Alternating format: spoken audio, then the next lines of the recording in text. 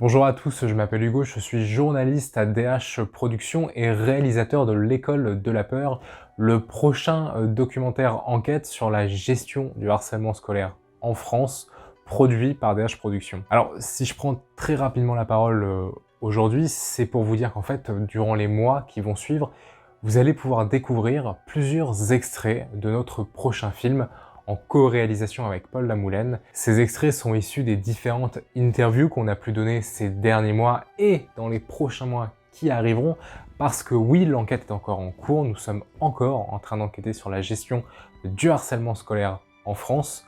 Nous avons décidé en fait de vous immerger au cœur de cette enquête avec nous pour que vous puissiez suivre notre travail. Aujourd'hui par exemple, vous allez pouvoir découvrir l'extrait de l'interview donnée à Caroline Dupont, une mère de famille dont la fille a été victime de harcèlement scolaire et dont le cas a été très mal géré.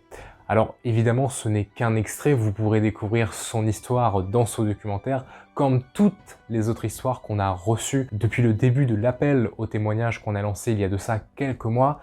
Et justement, c'est pour ça aussi que je voulais vous parler juste avant de vous mettre cet extrait. Nous recherchons encore des victimes de harcèlement scolaire pendant quelques semaines. Si vous avez été victime, témoin, parent ou même auteur de harcèlement scolaire, n'hésitez pas à nous contacter à l'adresse de la rédaction et cela nous permettra de comprendre mieux les enjeux autour de la gestion du harcèlement scolaire. Tout de suite, l'extrait de Caroline Dupont. Je rappelle encore une fois que vous pourrez retrouver son histoire dans le documentaire et qu'il s'agit ici d'un extrait qui nous a marqué lors du tournage. Zia après c'était, dès qu'elle allait, moi j'avais demandé à ce qu'elle soit retirée de l'école, pour la préserver tout ça, donc on m'avait dit que les élèves ils allaient être retirés de l'école tout de suite. Dès que l'affaire a été déclarée au collège, ils ont été sanctionnés, ils ont eu un retrait immédiat en fait de l'école. La proviseure m'a averti de ça en me disant: «C'est bon, les élèves ne sont plus à l'école à partir d'aujourd'hui, jusqu'à la date du conseil de discipline, Zia peut revenir à l'école».